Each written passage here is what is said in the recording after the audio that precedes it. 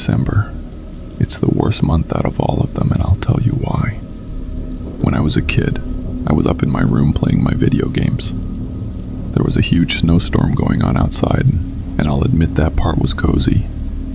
My dad was out front, shoveling the driveway, and my mom was in the kitchen making dinner. I'd been playing video games for so long I needed to stand up and stretch my legs. I went downstairs to go check on my mom when I noticed our front door was wide open. It was literally a blizzard outside and snow was coming in. I went to go shut it and looked out to see my dad.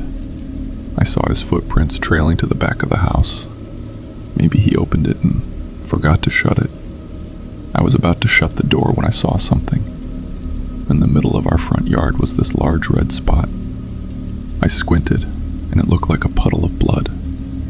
I threw on my jacket and went to investigate. As I got closer, I stepped on something that crunched beneath my feet. I brushed back the snow and saw a frozen old man's face staring back up at me. I screamed like a little schoolgirl. I ran inside and went to get my mom. To make a long story short, the man who I found was a World War II veteran. He'd slipped earlier in the day walking his dog and collapsed onto our yard. He died from his injuries. The disturbing part was that he was in our front yard for so long. He was almost completely frozen. Now, whenever December comes around, I can't help but think of that man I found. It's been over 10 years since this happened, and I still have nightmares.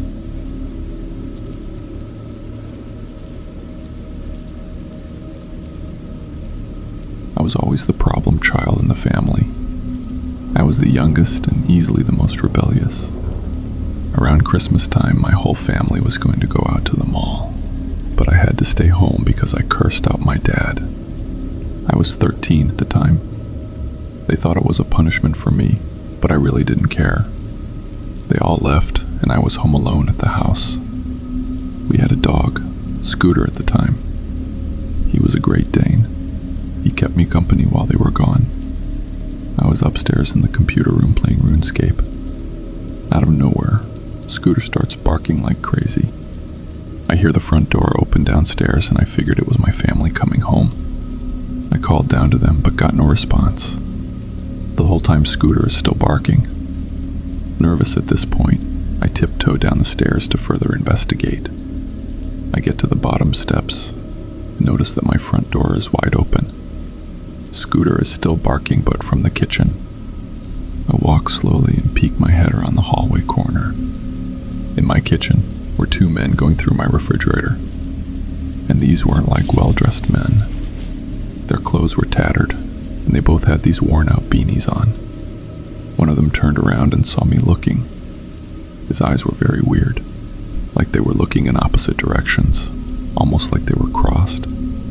He dropped the loaf of bread he was holding and said, "Don't worry, kid. We're Santa's little elves." Scooter kept barking and I full-on sprinted back up to my room. I called my parents, who told me to stay there. They were only 5 minutes away. My dad called the police, but by the time my parents got home, the two men had fled. I had to give descriptions and times for everything, and I was super overwhelmed by the whole process. Never again did I stay home alone without my parents. Hell, I'm a grown-ass man now, and I still get creeped out. Police never did end up catching the men.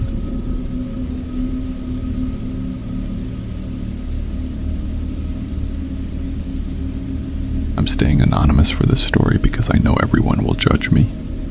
When I was home from college during Christmas break a few years back, I was dating multiple guys. They didn't know about each other, and they all thought I was monogamous to them. Like I said, please don't judge. My parents were gone for the night, and I had my one boyfriend come over, Trevor.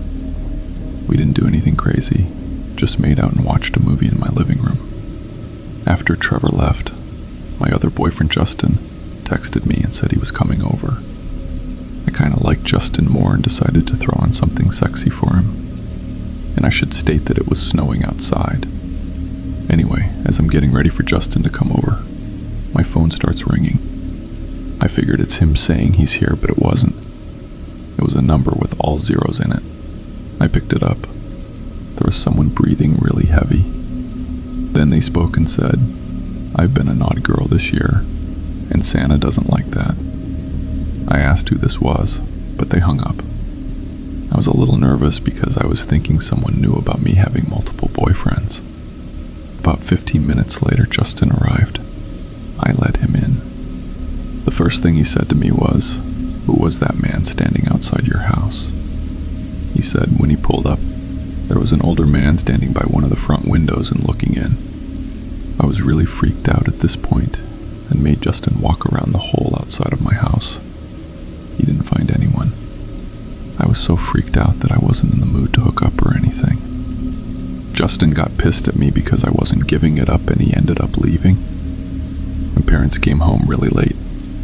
As I lay awake in my bed at like 2 in the morning, I saw I had a voicemail. I played it, and it was that same voice from earlier, saying he knows I'm seeing multiple men. I ended up getting a whole new phone and number that Christmas. When I did, those calls stopped coming. I have no idea who was calling me or how in the world they knew my personal business. As far as I know, none of my then boyfriends knew about each other. So whoever that man was, he never reached out to them.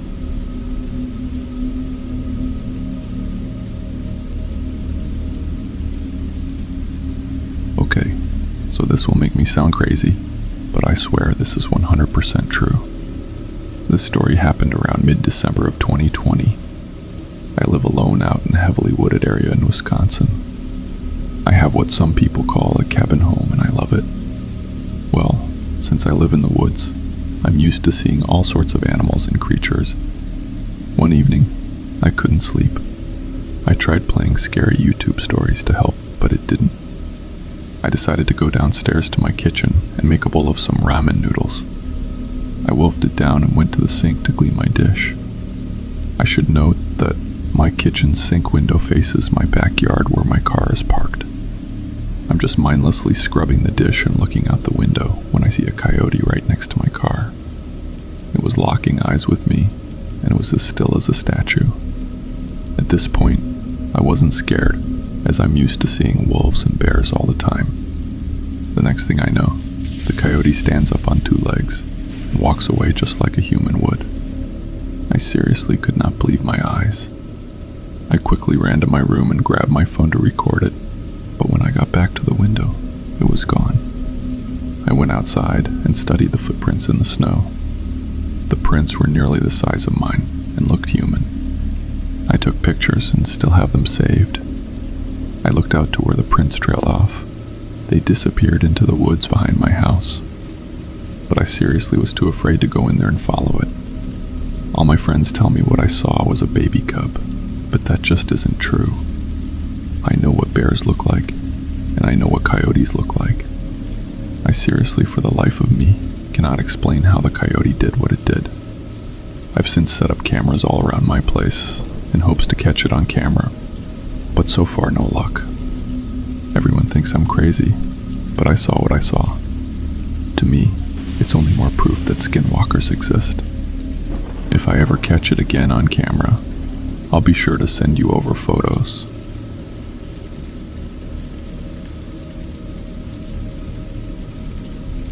My parents had a winter house up in the Pocono Mountains. During the winter time, every other weekend we would go up and visit it. The house was on a slight incline and my room was in the basement, surrounded by windows and a sliding glass door. Our place was at least half a mile from any other house near us, so we wouldn't see a lot of people unless we headed into town. As was my usual routine up there, I would watch TV until late at night, then head down to bed. One night, I headed down to the basement, and I was tossing and turning most of the night. I'd been watching some horror movie earlier on and was having trouble sleeping. I woke up after getting about 30 minutes of sleep. I looked at my phone, which read 2:45 a.m. I was a bit groggy and just so happened to look out the sliding door. There was a man. He had a hood on, which blocked most of his facial features. It was also snowing out, and I couldn't really get a good look at him. He stood there at the door, not moving at all, and looking in right at me. I tried screaming, but I literally couldn't get any noise out. I can still remember that, just not getting any sound out at all. The man, in the most calm fashion, just slowly walked back into the woods, his movements jerky as if he were a spider or something.